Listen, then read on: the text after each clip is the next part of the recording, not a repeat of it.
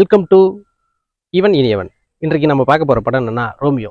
விஜய் ஆண்டனி தயாரிப்பில் விஜய் ஆண்டனி அவர்களே நடித்த படம் தான் ரோமியோ. டைரக்டர் அவர்கள் விநாயக் வைத்தியநாதன். இப்போ இந்த கதையை பற்றி பார்த்தீங்கன்னா, ஆரம்பத்தில் விஜய் ஆண்டனி அவர்கள் ஜப்பானில் அதிகமாக சம்பாதிச்சு கை நிறைய பணத்தோட தமிழ்நாட்டுக்கு வராரு. ஒரு கிராமத்து ஊருக்கு. அவங்க அப்பா அம்மா அவங்களுக்கு கல்யாணம் பண்ணி வைக்கணுன்றாரு. வயசு அதிகமாகிடுச்சு. ஏன்னா சம்பாதிக்கிற காலத்துக்கு 35 வயசுக்கு மேலே ஆயிடுச்சு. அதனால் எனக்கு பிடிச்ச பொண்ணா கொஞ்சம் அது மாதிரி யோசிக்கும்போது அந்த மாதிரி பொண்ணுக்கு தேடிட்டு இருக்கும்போது ஹீரோயினை அறிமுகப்படுத்துகிறாங்க. அவங்க சென்னையில் இருக்கிறாங்க. அவங்க சொந்த ஊரும் கிராமப்புறம் தான். அவங்க சென்னையில் இருக்கும்போது ஹீரோயினையும் ட்ரை பண்ணுறாங்க. அது எந்த இடத்துலையும் வாய்ப்பு கிடைக்காம போயிட்டுருக்கு. அந்த நேரத்தில் அவங்க தாத்தா இறந்துட்டாங்க அப்படின்னு சொல்லிட்டு கால் வருது. அங்கேருந்து அவங்களும் கிராமத்துக்கு வராங்க. தாத்தாவை பார்த்துட்டு இருக்கும்போது, இறந்தவங்களை பார்த்துட்டு இருக்கும்போது விஜய் ஆண்டனி அந்த சடங்கு நிகழ்ச்சிக்கு வராரு. இவங்க 2 பேரும் சந்திக்கிறாங்க. சந்திக்கும்போது அவங்க வீட்டிலே பார்த்து கல்யாணம் பண்ணி வச்சிடுறாங்க. இப்போ கல்யாணம் பண்ணி வச்சதுக்கப்புறம் 2 பேரும் சென்னைக்கு வராங்க.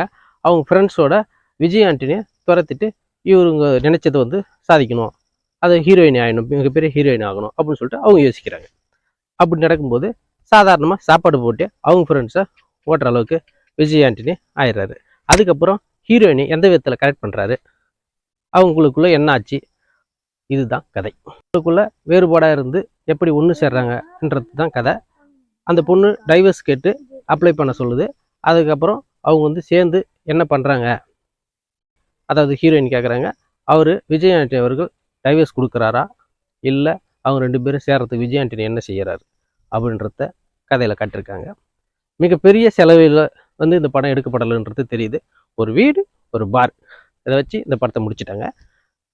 செலவு கூட ஃப்ளைட்டு காட்டும்போது கூட பேப்பர் கிராஃப்ட் அப்படின்னு சொல்லிட்டு எழுத்து போடும்போது போடுறாங்க. அப்போ இப்போ ஃப்ளைட்டை கூட பேப்பர் கிராஃப்ட் வச்சு எடுத்துருக்காங்க போது ரொம்ப குறைந்த செலவில் பண்ணணும்னு பண்ணியிருக்காரு போல விஜய் ஆண்டனி.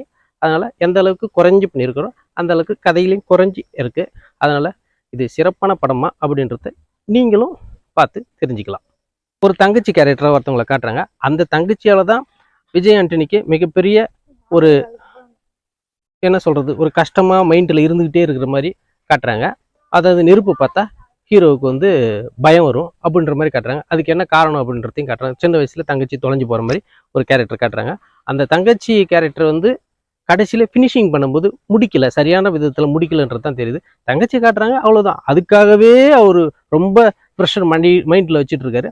அதை சரி பண்ணுற மாதிரி அந்த தங்கச்சி பார்த்து காட்டுற மாதிரி ஒரு சீன் வைக்கப்படலை. அது ஏன் வைக்கலன்னு சொல்லிட்டு எனக்கு தெரியல. நீங்களே பார்த்து கதையை சொல்லுங்கள். இப்போ இருக்கிற சினிமா காலகட்டத்தில் மிகப்பெரிய 4 ஸ்டாரும் 4 விதமாக போயிட்டாங்க. இந்த தமிழ் சினிமாவை காப்பாற்றுறதுக்கு யாரும் இல்லை. போகிற போக்க பார்த்தா நான் காப்பாற்றணும் போல இருக்கு. அதனால் நீங்களே இந்த படத்தை பார்த்து ஒரு முடிவுக்கு வாங்க.